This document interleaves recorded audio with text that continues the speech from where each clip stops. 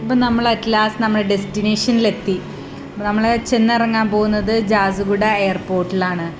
ഇത് വെസ്റ്റ് ഒഡീഷയിലായിട്ട് വരും ഈ സ്ഥലം. ഇത് വെസ്റ്റേൺ ഒഡീഷയാണ് കേട്ടോ. ആക്ച്വലി ഇത് പറയുകയാണെങ്കിൽ അത്ര അങ്ങോട്ട് ഡെവലപ്ഡ് ഏരിയ ഒന്നുമല്ല. ഈസ്റ്റേൺ ഒഡീഷയുടെ അത്ര ഡെവലപ്ഡ് അല്ല. പിന്നെ ഇത് മൊത്തം ഇങ്ങനെ തരിശ് പോലെ കിടക്കുന്ന ഭൂമി. കുറേ ഏരിയ ഉണ്ട് ഇവിടെ. ആക്ച്വലി ജോഗ്രഫിക്കലി ഒരുപാട് ഏരിയാസ് ഉണ്ട്, പക്ഷെ അത്ര അങ്ങോട്ട് ഡെവലപ്ഡ് അല്ല.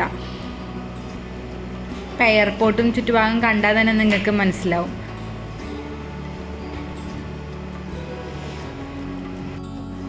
അധികം ബഹളങ്ങളോ ആൾക്കാരോ ഒന്നും ഇല്ലാത്തൊരു എയർപോർട്ടിലാണ് ഞങ്ങൾ വന്നിറങ്ങിയത്. സത്യം പറഞ്ഞാൽ ബാഗേജൊക്കെ എടുത്തു. അധികം തിരക്കൊന്നുമില്ല. ഇപ്പോൾ കണ്ടാൽ തന്നെ മനസ്സിലാവും. ആകെ ഒരു 10-20 ആൾക്കാർ ഇവിടെ വന്ന് ഇറങ്ങുമ്പോൾ തന്നെ ഉണ്ടായിരുന്നുള്ളൂ. ഫ്ലൈറ്റിലാണെങ്കിലും ഭയങ്കര തിരക്ക് കുറവായിരുന്നു. കുറേ സീറ്റ് ഒഴിവായിരുന്നു. ഞങ്ങളിവിടെ ഏകദേശം 2 മണിക്കൂറോളം വെയിറ്റ് ചെയ്തു. റോസൻ ഭയങ്കര ഇൻട്രസ്റ്റിൽ വായിക്കും കേട്ടോ. ഞാൻ മേടിച്ചെടുത്തെങ്കിൽ ഇത്രയും ഇൻട്രസ്റ്റിൽ വായിക്കുന്നത് ഞാൻ പ്രതീക്ഷിച്ചില്ല. എന്തായാലും ഇനി കുറച്ച് സമയമുണ്ടല്ലോ, മുട്ടകൾ അതിരുന്ന് വായിച്ചോളും. അങ്ങനെ സമയം പോയിക്കോളും.